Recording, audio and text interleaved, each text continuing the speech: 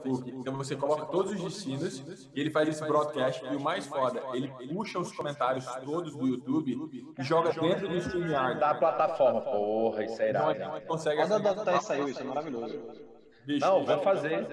Podemos? Ô, cara, a gente tá aqui trocando uma ideia já. Estamos ao vivo. Estamos ao vivo. Ele faz esse broadcast.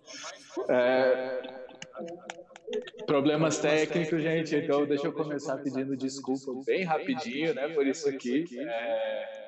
Mas bem-vindos todos, bem-vindos nossos convidados que vão se apresentar muito em breve. Bem-vindo Will. Fala pessoal que está em mais um Inspiração. Nesse comecinho pode ser um pouquinho conturbado, a gente pode ter um áudio vazando aqui, mas a gente vai tentando consertar aos pouquinhos. Eu sou o Rafa, sou da Caixa. Muito prazer estar aqui de novo com vocês. Então, como a gente já gastou um tempo maior do que a gente esperava, vou passar a bola para o Will e para os nossos convidados. Will, se você puder, por favor, apresente todo mundo e vamos direto para a conversa. Salve, salve, comunidade transpirante, inspirante, como é que vocês estão? Uma felicidade ter o painel de hoje. Enquanto a gente tinha problemas técnicos, eu acho que você de casa perdeu um papo muito classe A que a gente teve, que envolveu futuro, futurismo e coisas afins.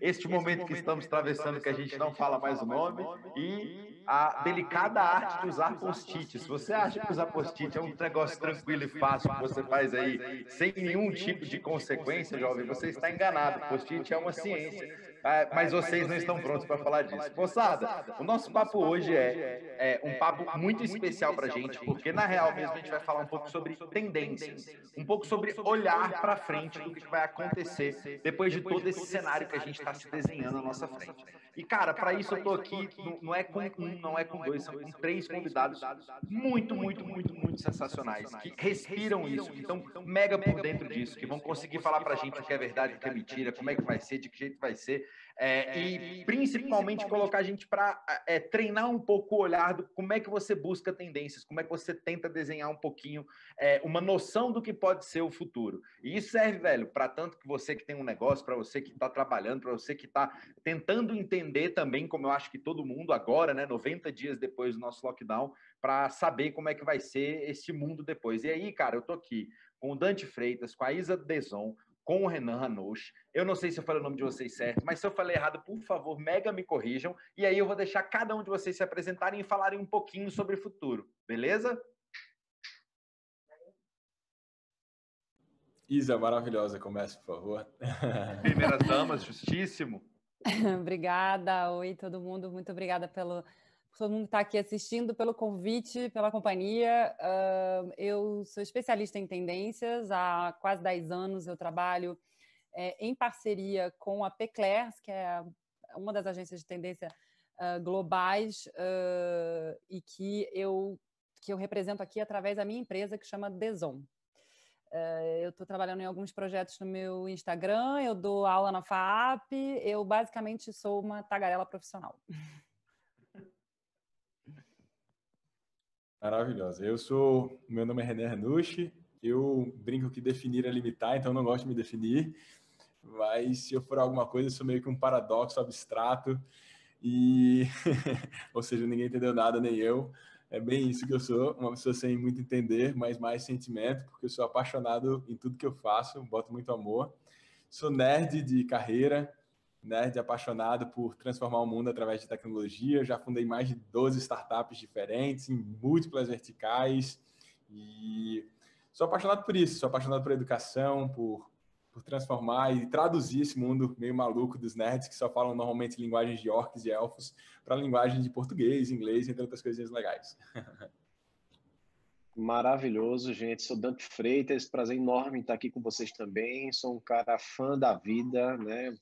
Também professor, empreendedor e, enfim, gosto das provocações e busco nesse momento um pouco na transgressão, talvez construir um novo mundo, né? Porque só ela talvez possa romper a barreira do normal e irmos aí para um estado natural das coisas, né? Não o novo normal.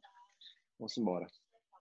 Eu não sei se vocês estão com a mesma birra que eu desse termo novo normal, né? Que caraca, eu acho que a gente já ouviu tanto esse termo novo normal que a gente pegou uma birra dele. Mas, cara, eu queria começar... maravilhosas as definições, né? Essa nossa gambiarra comunicativa está funcionando. Eu queria que vocês me falassem um pouquinho, galera, de onde vocês enxergam o mundo, de que vocês estão conseguindo enxergar. Cara, o que vocês têm enxergado como tendência nesse momento? Assim? O que vocês acham que de médio e longo prazo, o reflexo que esse período que a gente está vivendo vai ter quando a gente estiver falando de futuro? Quem quiser ter a audácia de começar, manda bala. Bom, eu acho que o que eu posso falar é que a minha visão das coisas é muito relacionada ao fato que toda essa conjuntura atual, esse estado de histeria coletiva, ele, na realidade, ao nosso ver aqui, da DAZN, ele é uma lente de aumento em cima de todas as tendências e questões latentes que já estavam acontecendo. A gente vê como se a gente conseguisse ampliar essas preocupações, como se algumas delas se tornassem finalmente tangíveis para quem estava, de certa forma, alienado ou distante de uma realidade um pouco mais conectada com os movimentos socioculturais que já estavam acontecendo em relação ao meio ambiente, em relação a direito, em relação ao coletivo. Então, eu ainda não posso dizer para você que eu vi muitas tendências novas aparecendo, fora a aceleração de muitas outras coisas que a gente já tinha discutido, tanto a nível tecnológico quanto a nível humano, de um modo geral. Eu acho que é um pouco ingênuo achar que vão nascer coisas completamente novas, até porque a natureza da pesquisa de tendência, qualquer que ela seja, e do uso da tendência, ele é evolutivo. As coisas não brotam, mesmo que a gente tenha a impressão de que esse momento que a gente está vivendo brotou.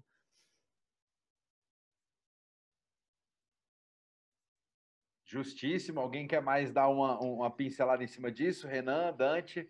Eu acho o seguinte, para mim também, eu entendo que me parece que não cabe tanto futuro, né, nesse presente de agora. Apesar de amar, gostar, enfim, eu sempre pergunto, né, por que o presente não é tão sexy quanto o futuro, né? O futuro é tanto discutido, né? Enfim, discutido, a gente gosta muito de estar sempre orientado para fora, ver para dentro, mas eu acho que cada um de nós, nesse momento que a gente está vivendo, a gente vai ser um trader, um cara que vai ser capaz de dizer qual é a tendência, porque eu acho que a tendência hoje vai ser o caminhar, talvez, para o mundo interior. Então, se cada um de nós viajarmos para dentro, vamos poder trazer as tendências pessoais, as nossas tendências, né? Então, eu acho que tem um processo muito forte nesse aspecto, sabe? Eu acho que cada um de nós agora, olhar para dentro, conseguirá trazer a tendência de si próprio, que talvez as tendências coletivas elas brotarão, né? Então, acho que tem muito mais a ver com o mundo interior muito forte, né? Casado aí, dando outro ritmo para o mundo externo. Maravilhoso. Eu vou costurando aqui, então, um pouquinho. Eu adorei o que a Isa falou. Acho que tem muito a ver com uma aceleração, né? Eu brinco que Platão dizia, né? Platão dizia, a necessidade é a mãe da invenção. Aí depois a gente traduziu, a necessidade é a mãe da inovação. E talvez agora essa aceleração, a necessidade tenha sido mãe dessa aceleração de introdução. Então, a gente que, pelo menos, vive muito nesse mundo de tendências, de possíveis futuros, e é legal entender que previsão não é predição, né? Não é sobre não é, previsão. Há uma grande diferença entre previsão e predição. Mas a gente que vivia aqui, eu brinco que era mais ou menos assim, a gente toda hora ficava, ei, a gente está aqui, o mundo está indo para cá, bicho, para de ir para lá, a gente está indo para cá, não faz sentido isso. E no sentido da palavra sentido mesmo, assim, de sentir. A gente está toda hora buscando mapas, então se você veio aqui hoje buscar mapas, pelo menos eu não vou te dar nenhum mapa. Eu posso tentar te ajudar com a tua bússola interna, que ela talvez esteja meio que mal configurada, porque o teu sensor da verdade, o sensor do caminho, que é o teu coração, ele está meio bugado. Ele está em crash, ele deu uma tela azul, mas é muito mais sobre a bússola, sobre fazer sentido das coisas, do que, de fato, buscar o passo a passo, o manual, o mapa, que todo mundo está buscando. Então, quando a gente viu essa aceleração, aí todo mundo disse, eita, eu acho que eles estavam certos. Realmente o mundo estava indo para lá. Mas a gente já sabia disso, sabe? É meio que eu via o mundo como se o mundo inteiro tivesse numa esteira. Aí imagina que a esteira está na velocidade 1000. E é rápido mesmo, é 1000 mesmo, porque está mudando muito rápido, né? A gente estava conversando antes, a Isa comentou que a única certeza é a mudança, ou ela falou, acho que a instabilidade, ou seja, a volatilidade. Impermanência. A impermanência, perfeito. Obrigado, Dante. É a impermanência. Então, se a única certeza é a impermanência, imagina que o mundo está mudando numa velocidade 1000, e ele está nessa esteira, e a galera que está entrando nesse mundo, nessa velocidade, está entrando numa velocidade inferior a essa. O que está acontecendo com as pessoas no mundo? Andando para trás. Então, tá todo mundo andando para trás. É como se as pessoas estivessem pegando os caminhos errados. E o que mais me deixa triste, talvez, é que, imagina São Paulo, imagina que você está numa 23 de maio, quem sabe uma das vias mais em garrafa, sexta-feira, final de tarde de expediente, chovendo pesado em São Paulo, aí estava todo mundo analógico numa pista engarrafada, aí decidiu ir para a pista do digital agora, porque foi forçado a isso, massa. Você pegou a pista do digital, mas pegou a mais engarrafada do que a analógica, porque tu tá fazendo a mesma merda de antes, tu tá fazendo o caminho que todo mundo tá indo. E aí eu vou combinar com o que Dante disse. Quando o Dante diz que cada um de nós vai ser uma trend, é sobre, em vez de seguir o caminho do outro, é seguir o teu caminho. Se você segue isso aí, pô, aí parou de competir, parou de concorrer, parou de entrar no engarrafamento e começa a encontrar um caminho de autoralidade de verdade. Só fechando isso, é mais ou menos assim. Michelangelo, quando ele olhava para uma pedra bem sem forma alguma, uma pedra assim de mármore, ele dizia, eu vi o anjo dentro daquela pedra. E o que eu ficava fazendo era tirando os excessos para revelar esse anjo. A gente é o contrário. A gente nasceu anjo, a gente nasceu uma obra-prima e foi colocando um monte de merda que não precisava, o não essencial, e aí agora a gente tá se ligando, eita, a gente só precisa do essencial. Aí tá dando crash em tudo, em todos, da economia, e é por aí que a gente tá indo. Então acho que é um caminho de retirar esses pesos. Deixa eu aproveitar esse gancho, gente, e fazer então uma pergunta, porque a gente está falando muito sobre esses excessos, sobre esse excesso de velocidade e sobre essa parada brusca, né? Esse momento que é diferente e que é diferente em vários âmbitos ao mesmo tempo. E aí a gente começa a olhar para frente sem entender o que está acontecendo, sem entender quais são os próximos passos, quais são os primeiros desses próximos passos. E tem muita gente falando sobre relações pessoais, sobre olhar para dentro, mas tem muita gente falando sobre o futuro da economia, o futuro do trabalho, o futuro da tecnologia, como a tecnologia vai moldar os próximos, essas nossas relações nos próximos anos e momentos, e enfim. Além de olhar para dentro, qual é o próximo passo? A gente vai ter que entender que estamos vivendo um mundo de excesso, vamos ter que olhar para dentro, entender o que é realmente essencial e o que mais. Como que vocês acham que a gente se equilibra nesse novo mundo mais lento, com menos excesso, talvez? Vou continuar nesse ritmo, então, aí se eu não tiver, eu passo a bola, sei lá. Tá todo mundo aqui acostumado a fazer mesa redonda perto, agora tá todo mundo digital. Eu acho que tem duas coisas aí que são importantes da gente pontuar, só até para agregar o que sua pergunta, Rafael. Eu acho que primeiro que assim, o futuro a gente constrói agora, então por isso que essa é a parte que eu acho, respondendo o Dante, sexy do presente, é que ele é o campo de oportunidade que permite com que a gente construa o futuro, até porque, como o Renan falou, a gente só propõe futuros possíveis, aí cabe a todo mundo construir a estrada que vai levar até lá. A questão do essencial e do excesso, eu acho que tem dois lugares aí que são importantes analisar. De um lado é que a gente, com o uso absolutamente irresponsável da tecnologia até hoje, porque a gente está no faroeste da tecnologia, de uma certa forma, está todo mundo meio que atirando para todo lado. Apareceu um negócio, eu vou fazer aqui, eu vou fazer ali. A gente vive a crise da atenção. Essa crise da atenção ela é motivada pelo nosso desejo de funcionar na velocidade dos nossos aparelhos. Só que a gente continua linear enquanto o aparelho é exponencial, para simplificar um conceito muito mais complexo do que isso. Então, eu acho que quando a gente começa a se deixar levar, ou seja, se desconectar de nós, e aí de nós eu falo do fato que nós somos natureza, que nós temos ciclos internos naturais, que são conectados com estações, que são conectados com vida e também com morte, e que são conectados com algo muito mais primal, que não passa por esse racional, a gente entende que a maioria dos prazeres está no essencial. Não é à toa que há muito tempo se fala do paradoxo da escolha, do fato de a gente estar vivendo na era da infobesidade, então a gente não consegue processar essa informação. O Will estava falando aqui no começo sobre a dieta de informação, né? Eu geralmente falo muito da higiene digital. Então, se a gente começa a olhar de forma crítica. E aí, como o Dante falou, para dentro do nosso universo particular, como é que a tecnologia e essa vontade de estar sempre com mais crescimentos, né? Sempre essa ideia de que a gente vai crescer ao infinito. Mas aonde que a gente vai crescer ao infinito? A gente já não cabe. Então, eu acho que a questão do essencial, ele vem de entender que, no final das contas, e aí que a quarentena tem o seu papel, e todo esse contexto insano que a gente está vivendo tem o seu papel. Obviamente, estamos falando aqui de um lugar de privilégio, numa bolha que é o YouTube, sabendo que 1/3 do mundo não está online, mas, assim, a gente precisa olhar para isso e falar, poxa, mas o que eu realmente preciso agora? Ela dá essa oportunidade de você olhar e falar, nossa, eu sei o que agora me faz falta. E o que não me faz falta é esse excesso contínuo, de um modo geral. É isso que a gente está nesse processo de cair ficha para quem não está fugindo. Sempre vamos ter alienados que estão fugindo, como estava dizendo o Renan, indo lá na direção oposta, não interessa quantas placas estiverem avisando. Maravilhosa, Isa.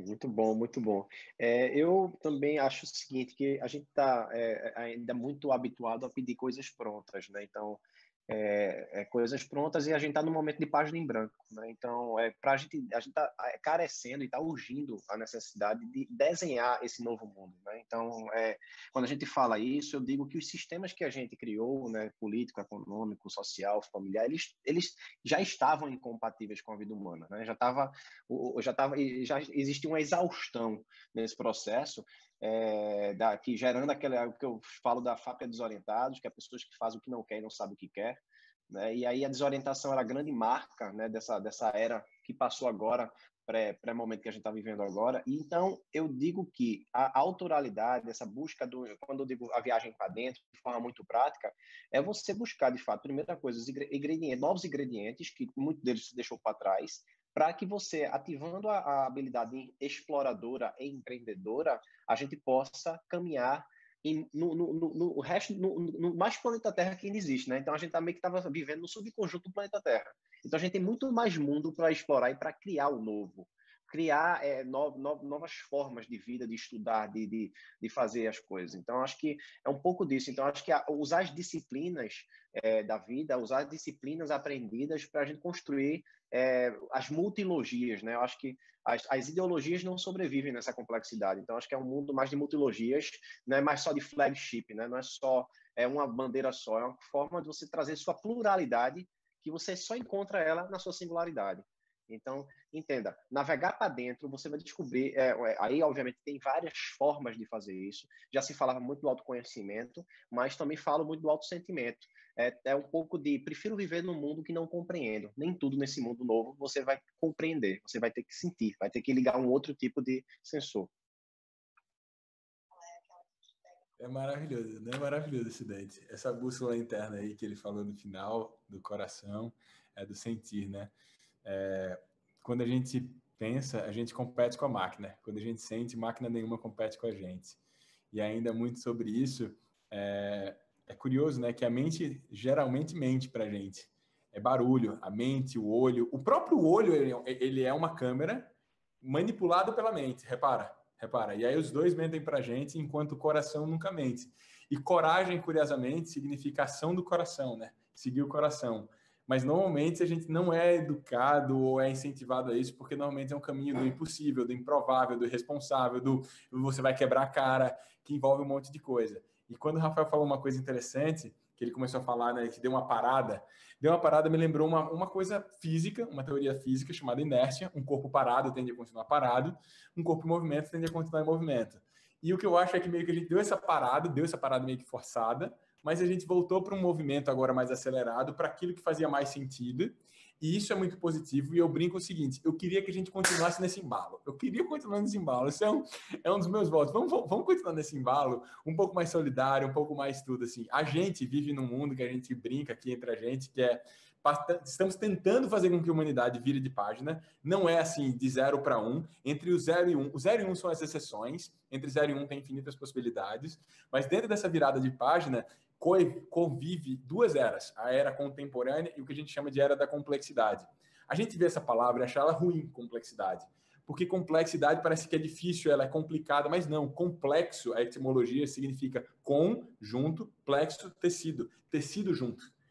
Na realidade, a era da complexidade, ela no primeiro momento parece um pouco complexa no sentido de difícil, mas depois ela se revela como uma era da unidade. A complexidade traz a unidade.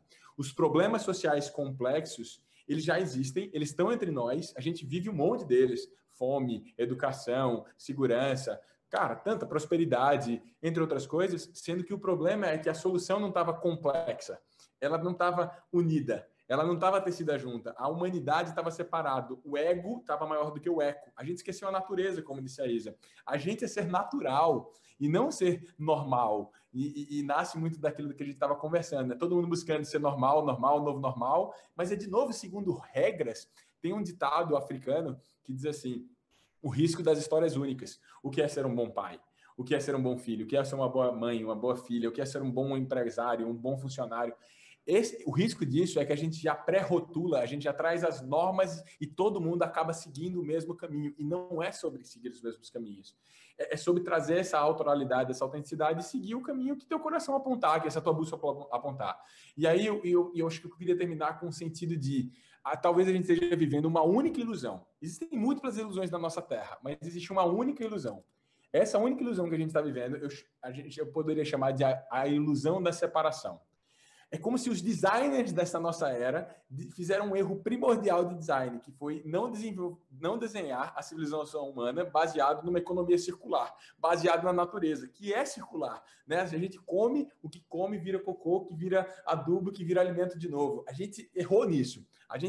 Quando os designers da humanidade desenharam com escassez, com competição, com medo, e o contrário da abundância, do amor, de outras coisas que são nativas, naturais da humanidade.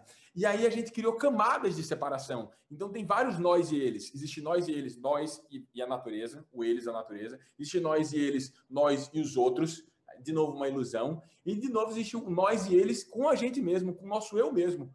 Então, quando a gente começa a sentir esse tipo de ilusão na separação, isso dá um crash no sistema inteiro, porque era para sermos circulares e não sermos lineares, nem, quiçá, exponenciais. Eu adorei o que a Isa falou. Nós não somos smartphones. A gente fez o curso da Singularity University lá, passou 3 meses, e eu lembro quando a gente falou com o próprio Ray Kurzweil e com o Peter Diamandis, né? O Ray é o cara dono da teoria da singularidade, que diz que até 2045 a máquina vai ter o mesmo poder computacional que todos os cérebros humanos juntos. E a gente falou, eu acho que tanto o linear quanto o exponencial é leviano. Não dá para mapear numa linha ou num círculo a humanidade ou a história de um empreendedor. Ela é quântica, ela é natural, ela é complexa. Cada passo desbloqueia 1000 novos passos que você pode escolher um deles que vai mudar completamente tudo. E a gente, levianamente, de novo, está buscando os mesmos mapas, os mesmos caminhos, as mesmas histórias.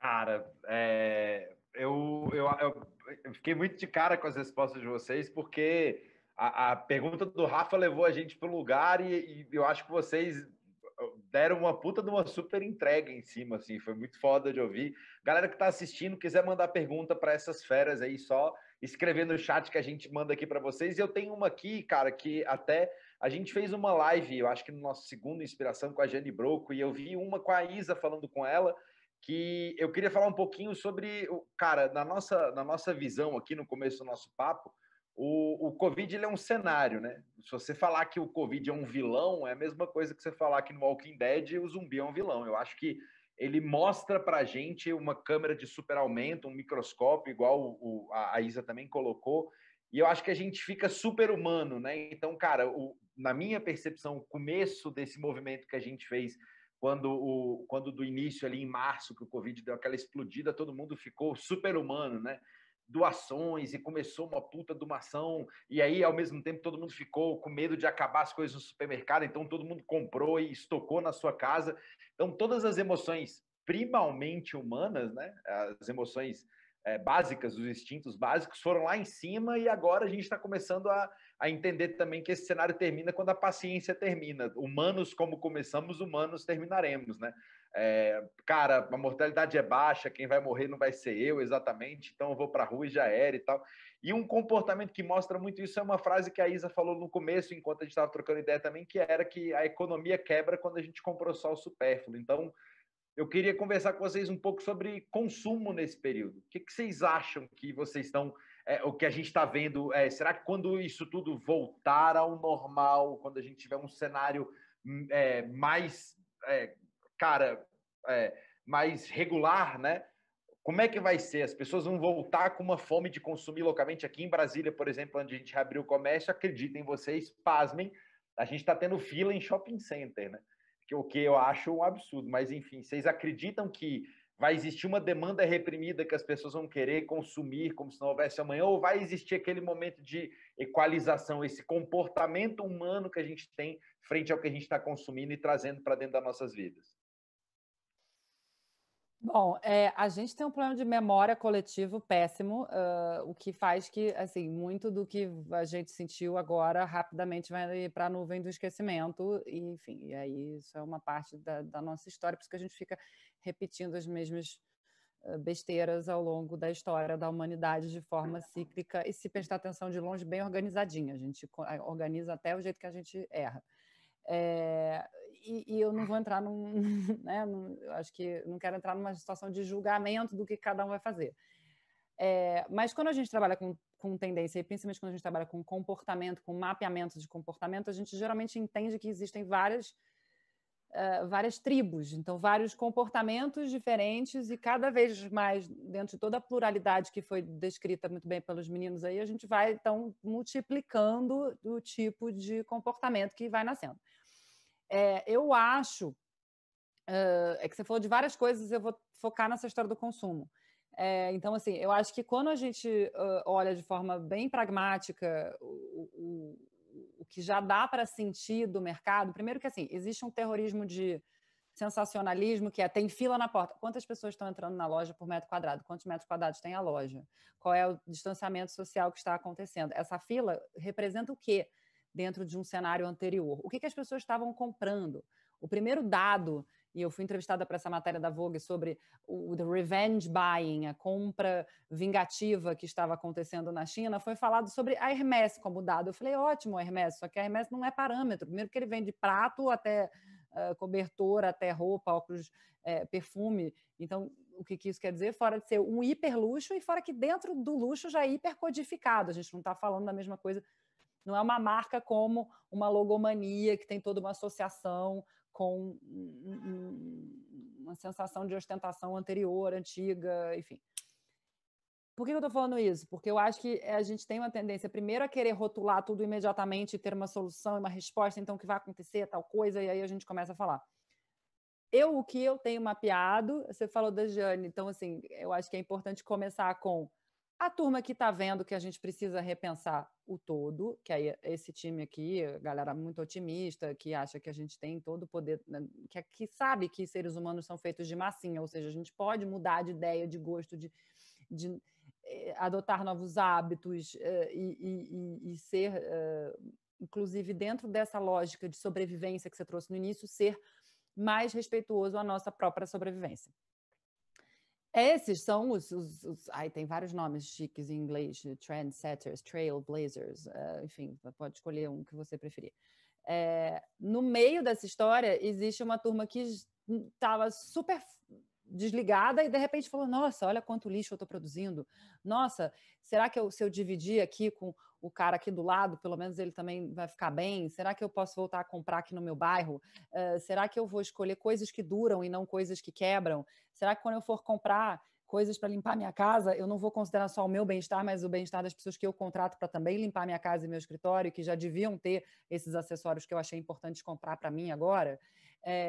Será, enfim, que vão se questionar, que seja do ponto de vista social, que seja do ponto de vista da natureza, que seja do ponto de vista da sua própria saúde mental, como já foi falada aqui várias vezes.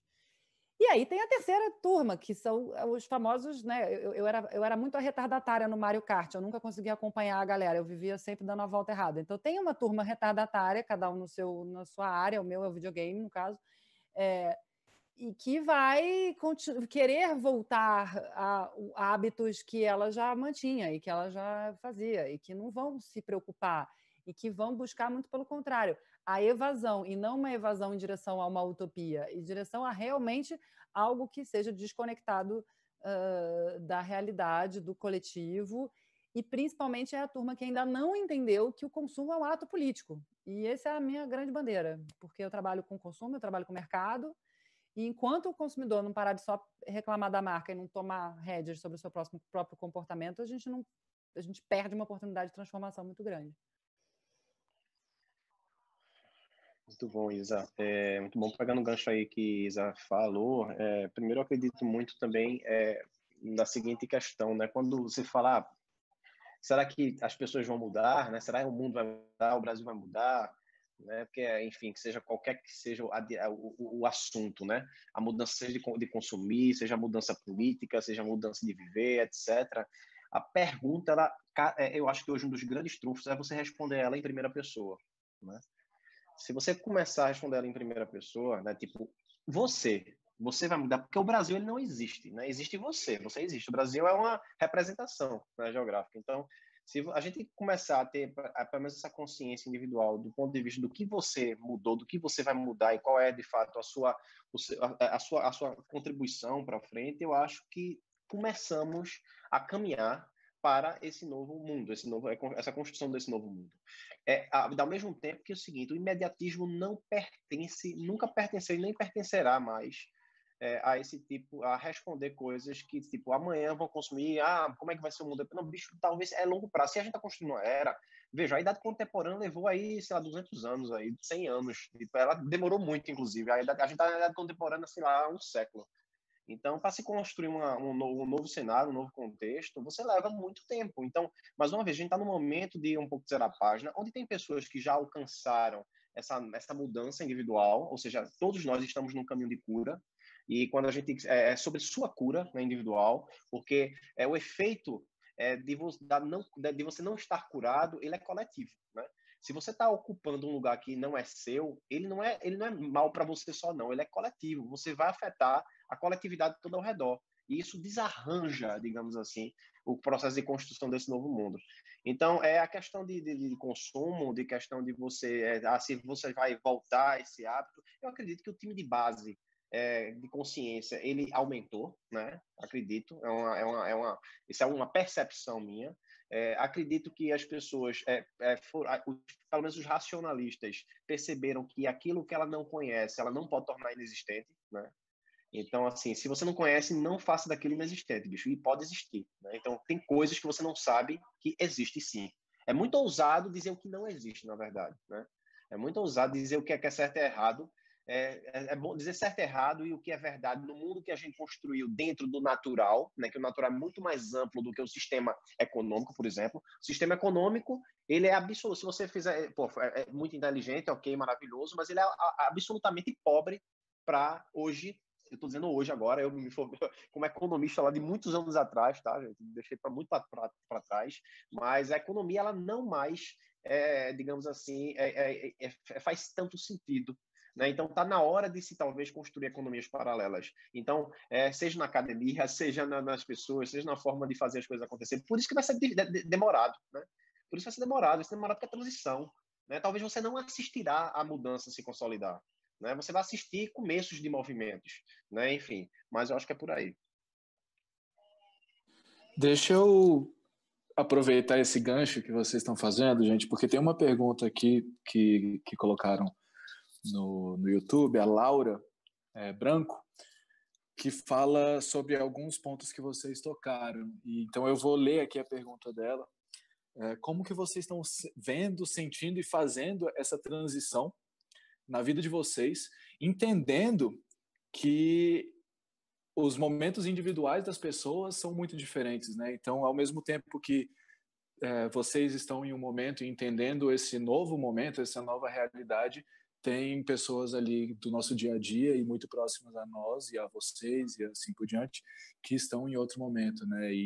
E o olhar para dentro também, a gente começa olhando para dentro, mas em algum momento a gente tem que esbarrar no próximo, né, nas outras pessoas e tentar entender essa coletividade.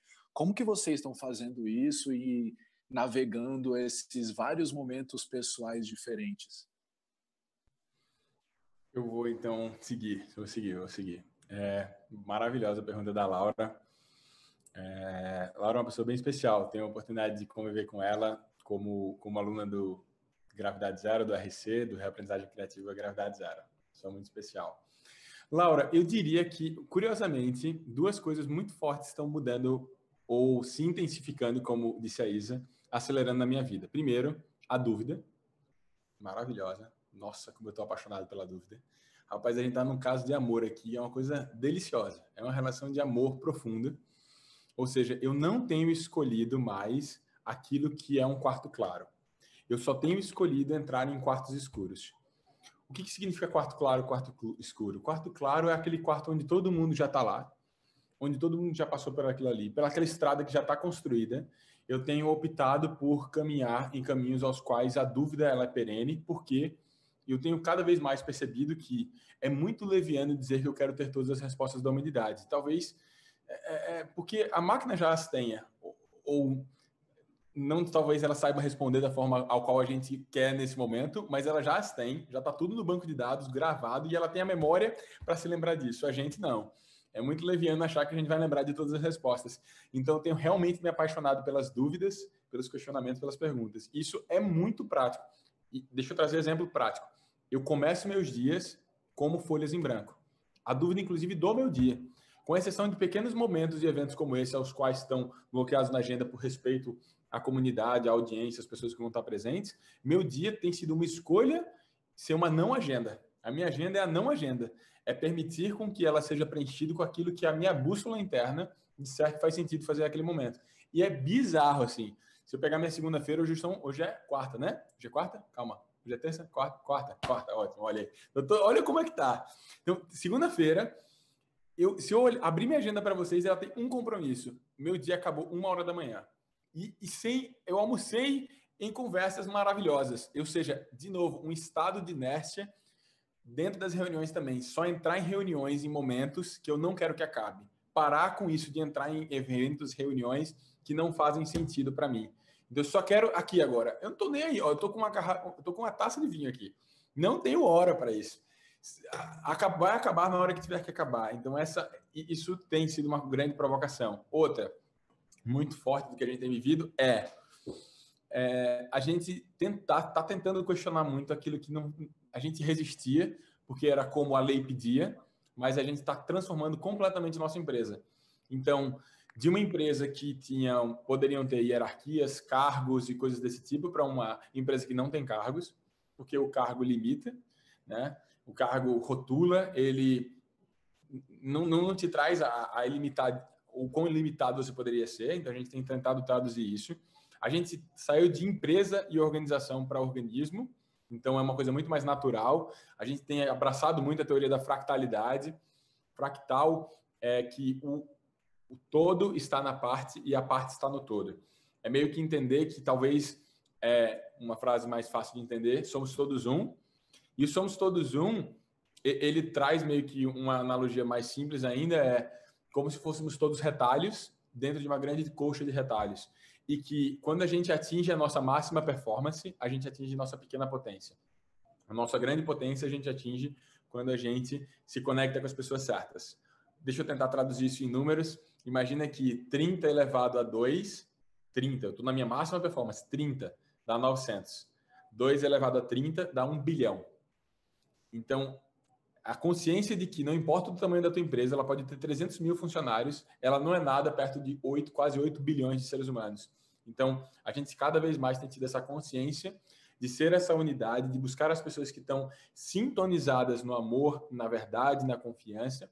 E isso é difícil. Então, a gente, ao contrário da maior parte das empresas, a gente não quer crescer da forma tradicional. A gente quer crescer alavancado em conexão com o universo, em conexão com o ecossistema, em conexão com o todo, e encontrar essa nossa unidade, essa nossa sintonia, essa nossa harmonia. Isso, pragmaticamente, tem refletido em tudo. Outro exemplo pragmático até a questão de política sabe aquilo de cargos e salários, plano de carreira também não faz parte mais de nenhuma realidade da gente. Hoje é muito mais sobre, e se a gente tivesse um salário único? E se todo mundo tivesse um salário único, base, e gradativamente a gente entendesse que, como diz no avião, em caso de despressurização, máscaras de oxigênio cairiam sobre suas cabeças. Coloquem primeiro em você, depois na pessoa que precisar de ajuda. Então, dentro desse organismo, como todo mundo quer cuidar de todo mundo, há o amor ao próximo, talvez o primeiro e principal mandamento de Papai do Céu, o amor ao próximo. Então, quando a gente começa a entender isso, se o meu oxigênio talvez seja maior, eu preciso disso nesse momento, o organismo quer cuidar de mim porque ele sabe que eu sou importante para o organismo continuar funcionando, sabe? Para aquela coxa de retalho existir. Então, é um pouco talvez intangível, parece coisa de maluco no primeiro momento, mas faz completamente sentido. É uma empresa completamente baseada em amor, verdade, confiança e coisas desse tipo. Cara, muito bacana ver esse gancho que o Renan pegou. Sem dúvida que eu acho que todo mundo ressignificou o trabalho, né? Acho que todas as empresas, a gente viu várias elas anunciando que o home office agora é uma realidade, né? Empresas vendendo. O Murilo Gun até colocou no Insta dele uma frase maravilhosa. Ele, cara, se você não te dependesse mais de morar perto do seu trabalho, o que aconteceria? Onde é que ia ser sua casa e tal? Mas a minha pergunta para vocês é um pouco contrária.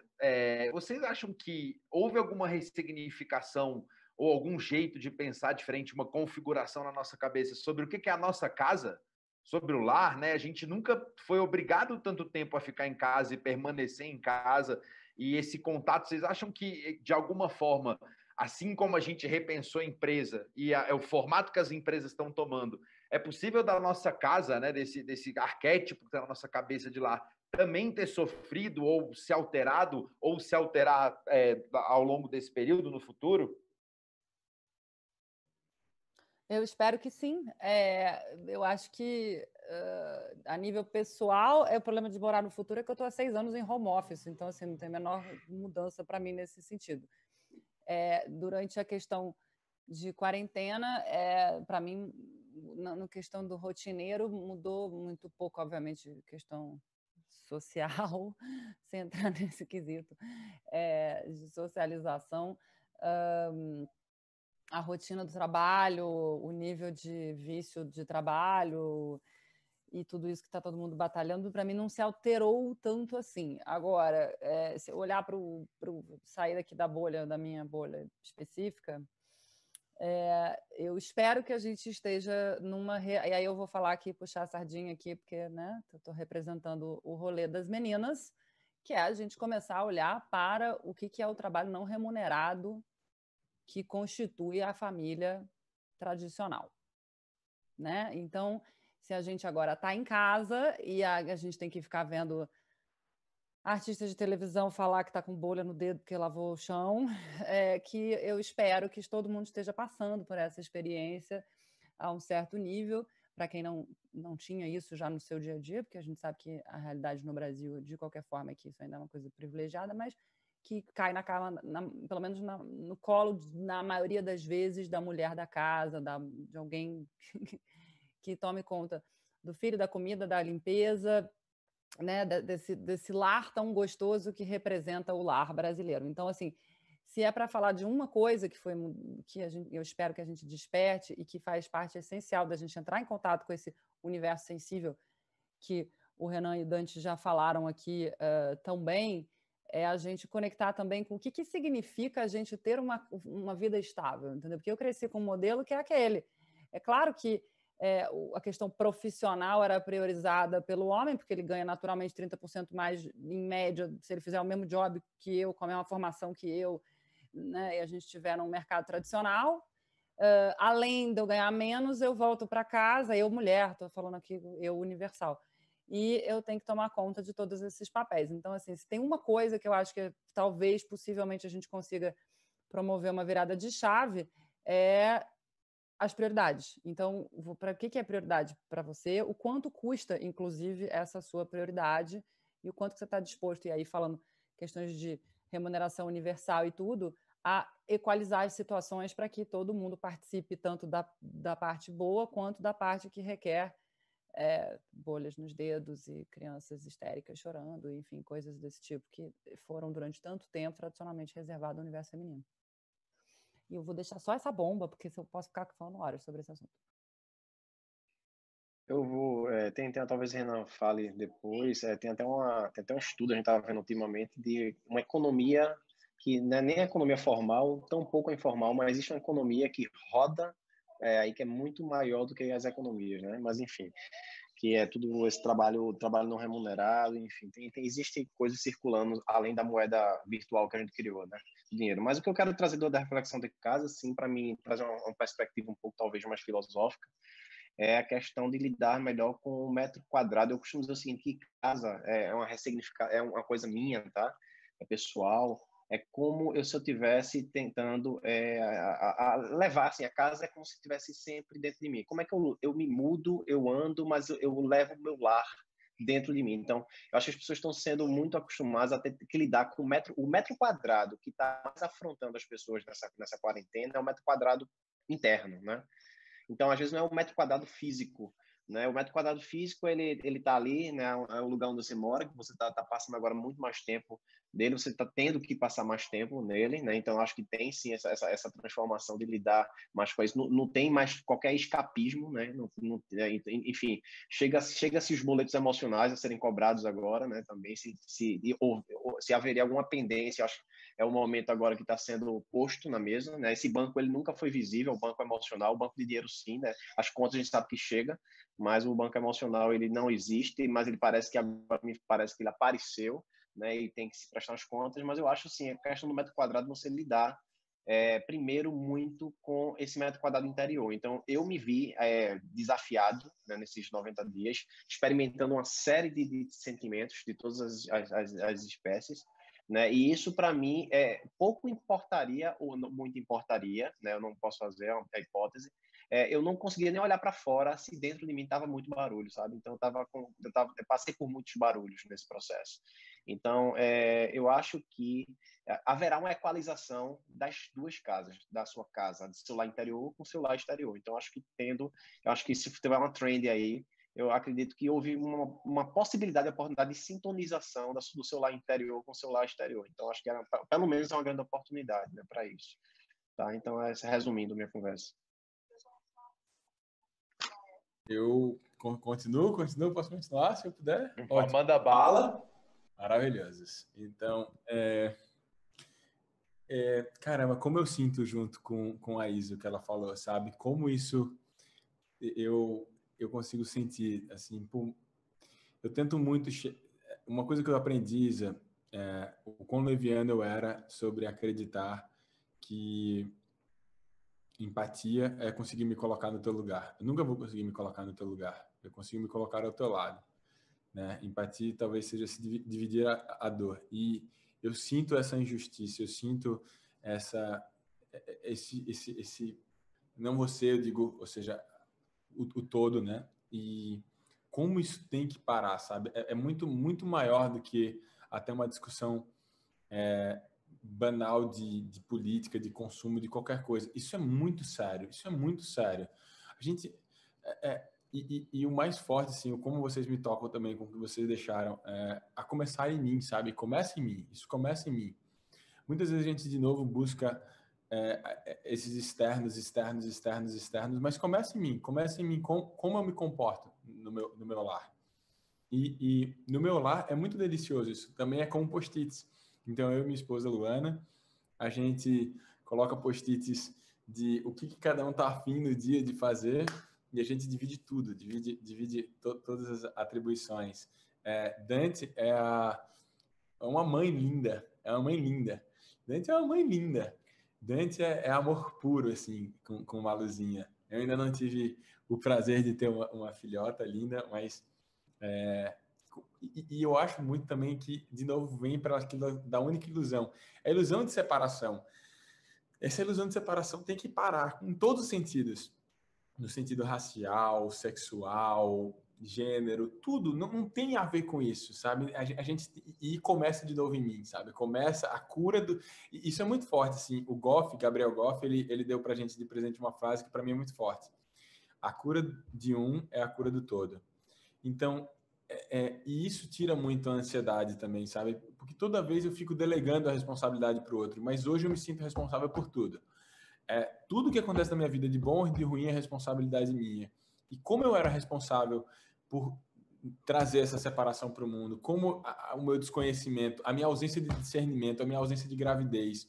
Então, como é relevante você se aproximar desses temas que separam a gente? Não podemos continuar em nenhuma separação. E eu não peço nada a vocês, não. Eu peço a mim mesmo, todos os dias, que eu não separe, que eu seja... e eu tenho a bênção de Papai do Céu ter me feito... Eu brinco às vezes assim, tipo, é como se eu tivesse batido na trave. Porque eu entrei muito em tudo do universo feminino. Eu me sinto muito feminino em muitas coisas e a maioria das vezes, em ambientes não confortáveis, eu não conseguiria dizer isso. Porque isso é uma vulnerabilidade, né? Isso é algo que as pessoas poderiam dizer, mas eu digo com o maior prazer que inclusive, invejo as mulheres maravilhosamente pelo fato da sensibilidade. Se a gente olhar até para a natureza, que é a mãe do todo, ninguém chama de pai natureza, é mãe natureza. Talvez, inclusive, uma das grandes soluções da humanidade esteja no amor incondicional. Onde é que está o amor incondicional? Em mamãe, manhinha Sara, ela é amor incondicional, não tem julgamento, não tem distinção, não tem nada disso. Então, eu me sinto muito inundado por esse sentimento que a Isa trouxe. E digo assim, enquanto estiver vivo, todos os meus dias serão significados enquanto eu conseguir viver e ser isso de sair dessa separação e abraçar isso, porque... E como é belo isso, né? Eu vou contar um cenário bem louco aqui, não sei porquê, desculpa, deu vontade, vai ser off-topic, mas tem muito a ver com uma coisa do coração. Eu me lembro como se fosse hoje, quase um mês antes de começarmos a pandemia, foram nos visitar na nossa empresa, num dos escritórios lá, um ser humano lindo, cheio de luz. Eu vou dar o nome dele, que é o nome de verdade, não vou dar o sobrenome, mas o nome dele é Jorge. E Jorge chegou lá com uma saia longa, com um cropped, assim, com a sombra laranja. E, meu irmão, que menino maravilhoso. Ele chegou assim, com uma energia.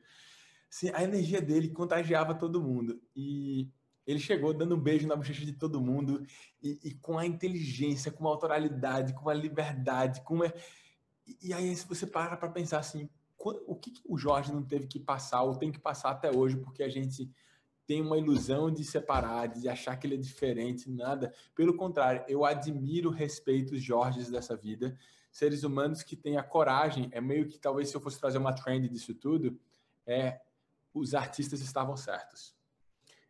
Os artistas estavam no futuro a todo momento. Eles sempre trouxeram a autoralidade deles. Eles sempre trouxeram a verdade. Eles sempre tiveram a coragem de trazer a vulnerabilidade. Aquilo que eles eram, por mais que eles fossem subjugados, por mais que o dinheiro ao qual a gente sempre tenta busca e se torna escravo, não aparecesse no primeiro momento. Então, por um mundo onde a gente consiga encontrar o artista interior, que é ser bailarina, que é ser comediante, às vezes é aquele advogado tributarista super sério, quadrado, mostrar que ele é um terapeuta holístico e largar o terno e abraçar essa verdade, sabe? Então, esse é o meu trend de desejo e sonho do momento. Legal falar isso, né? Porque isso traz muito uma coisa que a gente falou agora no começo do papo sobre individualidade. E eu queria trazer para um momento também que a gente está vivendo, que é essa questão a gente achava que existia o diferente, né? Então existia muita segregação por conta de achar que existia o diferente. Então a gente está vendo que essas separações e essas besteiras, no fundo, né, estão sendo escancaradas. Então, a gente tem visto muitos protestos raciais, muitos protestos de gênero, buscando mais igualdade, né? E eu queria trazer para os grandes grupos da nossa sociedade, as grandes empresas, os governos, que têm sido muito cobrados por conta disso. Qual é o papel desses grandes grupos, das grandes empresas, dos grandes governos, das grandes religiões do mundo, nesse processo de transformação, né, na opinião de vocês, gente? Eita, o papel. Eu acho que tem muito a ver com isso que os meninos já falaram sobre a questão de olhar para dentro, de perceber onde se posicionam, o que eles ajudaram a formar E principalmente, eu acho que a gente está precisando muito de um processo, principalmente de reconstrução, porque a gente está entrando num vórtice. Eu acho que assim, a gente está existindo na era do imediatismo, que tem tirado da gente a capacidade de agir. A gente está condicionado a reagir. Então, se eu ficar mexendo a mão aqui, todo mundo que está assistindo, daqui a pouco vai estar com o olho indo para onde está a minha mão, porque a gente está completamente entregue a qualquer coisa que sequestre a nossa atenção. E eu acho que a gente tem levado essa noção de luta por quem fala mais alto muito mais sério sobre a luta, do que a luta sobre quem age com mais eficiência, né? E de forma mais organizada. Então, a gente entrou numa espécie de... Eu falo que a gente está vivendo uma torre de Babel, cacofônica, coletiva, com camadas digitais muito loucas, alucinógenas, por isso que a gente está tão pirado, porque a gente consome conteúdo que sai pela torneira, sabe? Abriu a geladeira, não tinha aquele meme no começo da quarentena, abriu a geladeira, saiu live lá de dentro. Então, a gente está consumindo informação sem critério, todo mundo, de uma forma que a gente está forçando as instituições, ou elas estão se aproveitando disso, para desenvolver estratégias de comunicação que corroborem a essa nossa confusão e que mantenham a gente hipnotizado num sistema onde o que a banda tocar, a gente está indo atrás, a gente não sabe para onde a gente vai, mas a gente está indo. Então, assim, eu tenho muita aflição de falar da organização, porque assim, eu trabalho com empresas, né? Vamos deixar isso claro.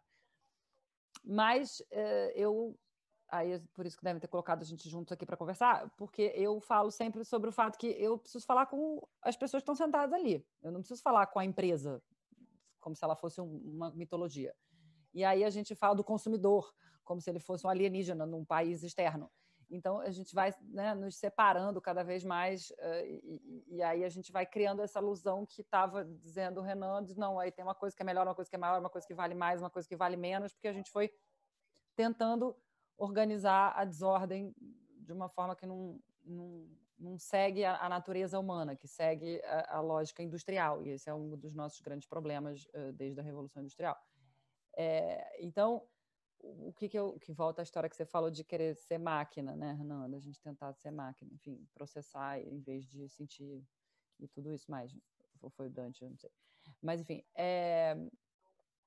então, o que eu acho que é fundamental é que a gente haja com empresas e organizações como a gente agiria se fosse sobre os nossos direitos, se fosse sobre a nossa realidade, se fosse sobre a nossa liberdade, e não se colocando sempre numa visão, e aí voltando à história do ego, né, de pirâmide, onde eu, ser absoluto, que estou em cima de uma organização, de um país, de uma empresa, de qualquer coisa, tenho o poder, né, esse complexo de Deus que nos define. Então, como que a gente se afasta desse complexo de Deus, como que a gente se integra nas famílias. E é por isso que eu falo, quando eu falo com empresas, a transformação ela vem de entender e passar a mensagem para cada uma das pessoas que estão sentadas ali, não para o DNA da marca. Não sei se... Boa, eu só complementando logo no comecinho que Isa falou, eu acho que o grande desafio nesse momento está em desmobilizar esse sistema que a gente construiu todo, né? Então, o desafio maior é a desmobilização, mas eu acredito muito da seguinte forma, são coisas concomitantes, né? O que está acontecendo, que a gente talvez não consiga enxergar no todo, é que existirão aqueles combatentes que vão estar segurando, vão estar na linha de frente, né? Mantendo ali, guerreando, digamos assim, para mais injustiça não acontecer, né? Vigilantes, os que têm mais resistência, os que têm mais natureza para isso, né? Porque precisa ter uma natureza para esse tipo de coisa, enquanto outras pessoas constroem esse novo mundo. E assim, eu acho que talvez alguns darão a vida, né, para combater, outros darão a vida para construir esse novo mundo. Então, acho que isso está acontecendo. Eu costumo dizer o seguinte, nem todas as lutas que a gente está lutando, elas talvez mereçam continuar a ser as lutas, elas talvez não façam sentido mais nesse sistema. Talvez seja partir para outra criação de outro sistema, entendeu? Então, tem muita coisa que eu não sei o desperdício que se tem de energia, mas eu entendo a necessidade de muita coisa que está acontecendo. E não estou falando certo e errado, é só uma percepção, mas a desmobilização de tudo isso aí que está acontecendo é como se não fizesse, já deu crash, né? O sistema que eu falo sempre mais uma vez, é educação, é familiar, é político, é educacional, enfim, por onde é que eu vou botar meus filhos, né? E eles vão estudar para quê? Né? Minha filha com 9 meses de idade, com 18 não vai ter vestibular, não tem nem sentido pensar nisso. Nem pensar nisso depois. Eu tenho absoluta certeza que não fará sentido, tampouco. Né? Então, mesmo assim, vai estudar o que, para onde, para que mundo? Então, vê que desafio. Então, precisa de novos pensadores, precisam de novos criadores. A gente precisa, na verdade, pôr nossas energias também nesse processo de construção desse novo. Mas eu entendo que enquanto uns pensam, outros vão estar combatendo e segurando a bronca, segurando a transição. Lembrar, a gente está no corredor de transição, então o velho mundo ainda está lá, ó. Tá, e aqui o novo mundo sendo construído. É tudo junto e misturado. Tá aí, talvez, a complexidade também do processo. Né? Agora, enquanto mais você faz essa pergunta pessoal, você consegue perceber qual é o seu lugar agora. Né? Se seu lugar está em, talvez, ir para a linha de frente lá, combater, ou seu lugar está na linha de construir o novo. Né? Então, eu acho que por isso que é bom responder isso individualmente. Né? Você olhar para ele e dizer, porra, meu momento agora é fazer exatamente isso. Não estou falando daquele... É engraçado que tenho grandes amigos na época, numa idade contemporânea, as pessoas que buscavam a espiritualidade, né? Ou seja, o autoconhecimento, e buscavam, seja em qualquer que seja a religião, em qualquer que seja o caminho, eles se retiravam e lá se permaneciam. Mas eu quero dizer o seguinte, que também esse caminho de você se espiritualizar, muitos deles vão se espiritualizar para justamente levar a paz na guerra, né?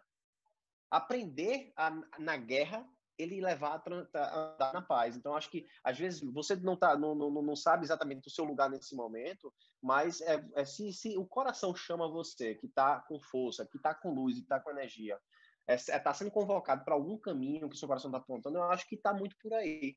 Né? Porque eu acho que o resto é com o coletivo, amigo. É com a harmonização que é invisível aos nossos olhos, entendeu? Então, acredito muito nessa questão universal de que se a gente se encontrar e estar ocupando o lugar da gente, a gente vai estar jogando o jogo da vida aí, né? Enfim, real. Tem uma frase maravilhosa que fala o que Dante falou de uma maneira bem simples de entender, né? Que é do Buckminster Fuller. Ele diz que a gente nunca muda as coisas combatendo a realidade atual. Você cria uma nova realidade que sobrescreve a realidade atual. Isso, para mim, gente, é muito forte, muito forte, muito, muito forte. Eu percebi, e dentro desse corredor, que a gente comentou um pouquinho agora, a gente falou isso, que talvez tantas das coisas as quais eu carregava na minha mochila estavam pesando muito, sabe? Amigos estavam pesando muito, ambientes, cargos, formalidades, tinha mentiras, expectativas, julgamentos, e isso pesava demais, mas pesava de verdade muito, muito, muito, muito.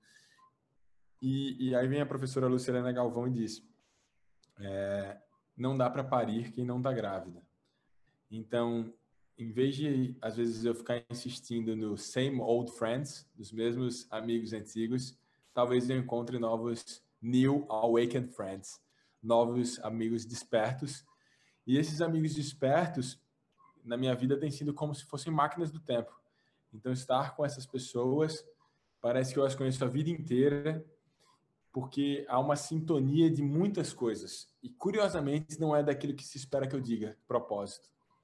Porque o propósito, na realidade, eu descobri com eles. O propósito talvez seja como Dante fala. Dante é meu filósofo preferido. Ele é uma equação coletiva e ele é dinâmica. O propósito se encontra no caminho. Então, não é só buscar o caminho, não é buscar passo a passo, sabe? Tem uma frase muito, muito, muito forte para mim que diz assim, ó, Antônio Machado, ele fala assim, caminhante, não existe o caminho você faz ao caminhar. Quando eu comecei a me aproximar disso, do Dante, dessas pessoas mais grávidas, num nível de consciência talvez um pouco mais desperto, eu percebi que essa frase ainda do Antônio Machado era leviana. Não existe caminhante, não existe o caminho e não existe o caminhar. Caminhante, caminho e caminhar se constroem e se reconstroem mutuamente na caminhada. Mesmo que exista um caminho e você está caminhando nesse caminho, você está construindo um novo caminho naquele caminho. E você não é o mesmo, mais o mesmo a cada passo.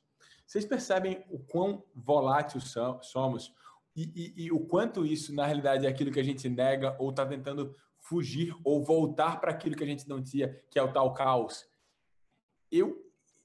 É a percepção sobre quão delicioso é o caos. Dentro desse nosso organismo, caos, até botando a palavra em inglês, CHAOS, é um acrônimo. C vem para complexidade, H significa heart-driven, movido pelo coração, A significa antifrágil, não. Deixa eu explicar o que é o antifrágil. Muita gente. E qual a diferença entre teimoso e resiliente? Teimoso é aquele que tenta resolver o mesmo problema toda hora da mesma forma. O resiliente, ele aprende e tenta resolver de forma diferente. O antifrágil, ele é meio que a hidra. E o resiliente é a fênix. A fênix morre e renasce da mesma maneira. Já a hidra, você corta uma cabeça, nascem duas. Então, ele cresce no caos, ele abraça o caos. Então, o A significa antifrágil, o O significa orgânico e o S significa soul in the game. Não é skin in the game. Existe uma piada interessante que diz assim, você é porco ou galinha? Galinha, um dos principais pratos americanos é o ovos e bacon, né? E a galinha bota o ovo e o porco bota o bacon. Na realidade, a galinha não morre para botar o ovo, mas o porco morre para botar o bacon. Então, você é galinha ou porco? Quer dizer que você bota o corpo no jogo ou você está meio que de fora, você não está querendo chegar junto. Para a gente, é botar a alma. E a alma nua, é a alma leve. É sobre encontrar aqueles que estão despertos, que têm esse nível de discernimento e não insistir nas amizades erradas, nos ambientes errados, nos caminhos errados. E esse outro caminho, como ele é delicioso, como ele é leve, é o que a gente chama de um estado de gravidade zero, sendo que a nossa mochila está pesadíssima por culpa da gente, que carrega um monte de coisa que não é da gente, foi colocada, imposta e pressionada. E quando eu olho para as organizações, cruzando um pouco com a pergunta do Rafael, é muito leviano esquecer que as organizações são seres humanos organizados, né? São um monte de seres humanos juntos. E esses seres humanos, repare sobre isso, Rafael, quantas pessoas não estão lá dentro dessa organização com agendas ocultas, com planos B, ninguém traz a verdade, aí vem a conversinha de corredor, aquilo que Dante falou de vivermos uma fábrica de desorientados, um monte de gente fazendo o que não quer e não sabe o que quer. Pesquisas corporativas comprovam que mais de 70% das pessoas que trabalham para você não queriam estar ali, e o pior, elas nem sabem onde elas queriam estar. Então, olha o nível de creche que a gente está. E é muito leviano. De novo, adorei quando a Dante falou que não existe o Brasil, existe a gente. Não existe a organização, existe você. E a organização é um conjunto de vocês, é um conjunto de eus. E aí vem aquele cara maravilhoso que fala assim, definir é limitar, Oscar Wilde, mas ele também diz, seja você mesmo, todos os outros lugares estão tomados. E o problema é que está todo mundo tentando tomar um cargo chamado diretor de marketing, diretor de RH, diretor de TI, diretor de tal coisa, gerente de tal coisa, e esse cargo te faz altamente substituível por um outro diretor dessa mesma área numa empresa de mesmo setor. E para mim, ao contrário do que me disseram a minha vida inteira no mundo corporativo, ninguém é substituível. Ao contrário do que sempre me disseram que todo mundo era insubstituível. Para mim, perdão, todo mundo diz que ninguém é substituível. Para mim, todo mundo é insubstituível. Afinal, não existem pessoas iguais. Vovó Amélia, 91 aninhos, repete todos os dias. 5 dedos de uma mesma mão, 5 filhos de uma mesma mãe, todos diferentes. Você vai mesmo me rotular, ou me limitar, ou me definir? Eu que não quero fazer parte disso, desse circo. Uau! Cara, que rodada sensacional, porque sem querer, Renan, ou né, talvez por uma coincidência, esse texto do caminho do caminhante, eu tinha um professor de filosofia que, tanto que você falou, me emocionei aqui loucamente, voltei, cara, meu cabelo cresceu até a panturrilha de novo, 16 anos, orelha furada na escola, e ele falava justamente isso, né? Você é o próprio caminho. O caminho, o que constrói não é o ponto onde você quer chegar, o ponto onde você saiu, é o que você fez, né? E talvez a mochila que você vai levar seja você mesmo. A mochila, talvez a mochila seja pesada porque é você que está escolhendo o que você carregue. Puta, foda, assim, foda. Eu realmente, numa belíssima e plena quarta-feira, eu me emocionei como há muito tempo não acontecia, cara. Obrigado por isso. Galera, Eu queria muito que a gente pudesse ficar aqui mais tempo, estamos batendo aquela nossa horinha. Eu queria que vocês deixassem para a gente aquele pensamento final, aquele pensamento de fechamento, o que vocês enxergam, o que vocês gostariam de sintetizar nesse momento para a gente, um recado.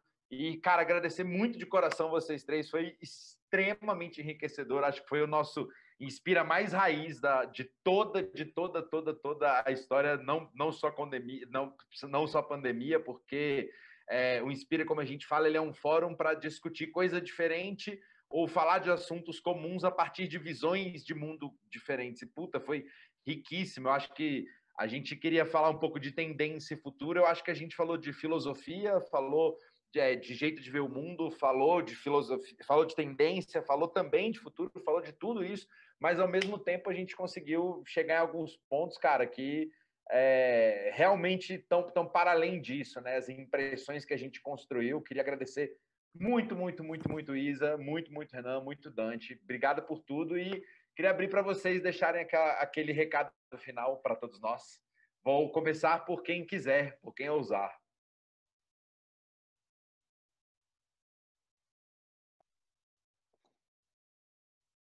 Isa, claro. Primeiras damas. Imaginei que seguiríamos a ordem. A não ser que não queira. Não, vai você, porque eu estou aqui organizando pensamentos. Ok. Eu vou tentar ser simples. Eu acho o seguinte, eu acredito muito, a gente viveu uma era aí, para mim, a gente está vivendo o fim da era Sapiens, né, onde a pauta era principal, sempre foi o mindset, foi o cérebro, foi o intelecto humano, a sabedoria, a busca por isso. E a gente acaba, eu acho que a evolução desse processo do Sapiens é, de fato, um mundo infinito, onde a gente se descobre mais sensores. E eu digo que num momento desse, não era como no que a gente está vivendo, eu acho que quando tudo já se disse e já se fez, a única grande mudança que pode fazer alguma diferença é a transformação do coração humano, né? Então, eu acho que tem muito a ver com o feel set, né? O desenvolver do autossentimento, do sentir e perceber que o sentir tem a linguagem e a linguagem é o sensor da verdade. Você sabe exatamente o que você tem que fazer, mas a linguagem não é português, né? Ele não fala em palavras, né? A gente sabe a direção, a gente sente isso. E eu acho que, e também você tomar o caminho do coração, ele de fato ele vai convidar você provavelmente para um lugar de transgressão, de incoerência, de impossibilidade e de proibido, né? E aí por isso que você precisa ser muito corajoso para tomar esse caminho. Então acho que talvez a aposta agora é apostar em desenvolver muito a inteligência do coração e entender que ela é bem inteligente. Eu então vou continuar, a Isa vai fechar maravilhosamente bem. Eu acho que o meu principal convite muitas vezes quando olham para a gente, principalmente da área de tecnologia, esperam que a gente fale muito do futuro, né? E a gente começou falando um pouco disso, né? O Dante questionando porque o presente não é tão sexy quanto o futuro. E talvez eu queria provocar a gente de ser um pouco mais agorista do que futurista, entender que se a gente fosse se perguntar agora se a gente vai estar vivo amanhã, a resposta é não sei, e dessa dúvida nasce o único presente que a gente pode ter, que é o presente, e estar verdadeiramente presente para ele e se limpar da maior parte dos barulhos aos quais nos tiram a presença, talvez seja um caminho que valha olhar para dentro e sentir essa bússola, porque uma das coisas das quais, curiosamente, mais nos tira a presença é o tal do smartphone, e talvez o offline seja esse novo luxo para a gente ser capaz de mandar dentro da nossa própria vida, de se desligar para ligar o interior e viver o que a gente é de verdade, se apaixonar pela gente de verdade, sabe? Então, eu acho que a minha mensagem principal é sobre o maior presente que a gente pode dar para alguém, que pode ser a gente mesmo, é estar verdadeiramente presente no presente. Bom, eu queria dizer, primeiro de tudo, que todos os homens que estejam assistindo sigam o exemplo, porque é um alívio conversar com meninos sensíveis e abertos sobre isso, e isso é uma coisa que a gente precisa propagar no mundo, porque é um dos grandes impedimentos a supervalorização da pura ação, da dominância, da força e de todos esses valores masculinos que não são negativos, mas que estão com uma conotação negativa por causa da nossa história e da nossa violência coletiva, né? Tanto física quanto filosófica. Então, deixo esse exemplo aí, mães de meninos, tias de meninos, enfim. Vamos trabalhar mais nos meninos de um modo geral, porque é isso que vai permitir com que a mudança aconteça. Eu acho que a gente está num processo onde a gente precisa praticar o diálogo, a gente precisa conversar, a gente precisa ouvir. Eu falo muito de escuta ativa, eu começo todas as minhas aulas com um exercício de escuta ativa e ninguém sabe o que é. Então, escuta ativa é você não pensar na resposta enquanto eu estou falando. Então, pratique vocês, todo mundo que está assistindo, a não necessariamente pensar numa resposta, e sim a internalizar o que o outro está falando. E eu falo isso como uma pessoa que sofre muito, porque eu sou acelerado da cabeça, então eu já estou pensando em 50 cenários. Então, assim, se a gente aprender a conversar de novo, a gente vai encurtar a distância entre a grande maioria dos nossos problemas que vieram da cultura do monólogo, que é a cultura online. Então eu vou lá e posto e fujo, e daí você vai lá e posta e foge, e a gente não engata num verdadeiro diálogo, a gente não troca. Se a gente não conversar, tá aí um negócio que vai ser nosso, humano, contar histórias, elocubrar histórias, transmitir histórias e sabedorias e inteligência ancestral que vem de tudo que nos fez chegar aqui, e isso inclui o bom, o ruim, o malvado, o bonzinho e todo mundo. E se a gente souber contar essas histórias e usar essas histórias para trazer essa consciência que a gente conversou aqui sobre para as próximas gerações todas, e a gente se dedicar, né, a essa transmissão dos valores, que aí volta para toda essa noção do essencial, que é a gente precisa tomar conta um do outro, a gente precisa sair de uma noção de protagonismo para uma noção que eu acho que assim, a única razão pelo qual o Renan fala que ninguém é substituível é porque ele entende que as pessoas têm um papel no coletivo. Esse papel não é um papel de todo mundo precisa se sobressair, todo mundo precisa ser extrovertido. Como que a gente traz o valor do introvertido? Como que a gente capitaliza realmente nos talentos individuais para a gente não entrar nessas frustrações todas que foram discutidas aqui, do tipo, eu odeio meu emprego, mas eu não sei o que eu quero. Bom, a gente claramente está muito, muito desconexo, porque a gente sempre quer a versão idealizada, a versão photoshopada da vida. Então, que a gente consiga gostar da versão com pixels, pixelada, um pouco errada, um pouco real, um pouco cagada, o cachorro late, a criança grita, isso faz parte da vida. A gente sair um pouco desse culto da perfeição seria muito, muito legal. E aí, por isso que eu estava falando essa coisa do diálogo, deixo aí o convite para vocês descobrirem os Criativos Disruptivos, que é um projeto que eu estou fazendo, de chamar pessoas para darem opiniões, porque eu não tenho todas as respostas, eu não quero ter todas as respostas, mesmo assim. E então tem ali muitas ideias que eu estou trazendo para ver se a gente consegue pensar junto o futuro. Então participem, se for ajudar. Deixo esse maravilhoso. E Isa, foi um prazer imenso, viu, conhecê-la. Maravilhoso. Quebrou esse protocolo dente, eu ia falar a mesma coisa. Eu vou quebrar aqui. Wilson e Rafa também aí, rapaz, para vocês não ficarem tristes. Foi um prazer enorme, velho. Mas é só para... Eu já tinha um amor antigo aí por ele, antigo jovem, mas amor de pandemia é intenso, né? É intenso. Total. Cara, eu tô absurdado, assim, foi muito, muito, muito, muito bacana mesmo. Foi Inspira Raiz, assim, 2017, a gente lá, o ao vivo, levou a gente para lá mesmo. Queria agradecer muito, muito, muito, muito vocês mesmo. Eu também queria agradecer muito, gente. Obrigada. Foi, com certeza, um prazer enorme para mim. Eu tenho certeza que foi um prazer enorme para quem estava escutando também em casa. Então, de novo, muitíssimo obrigado. Muito obrigado por terem aceitado participar dessa hora e ensinado tanto durante essa hora um pouco mais, né? E aí, Will, como sempre, muito obrigado.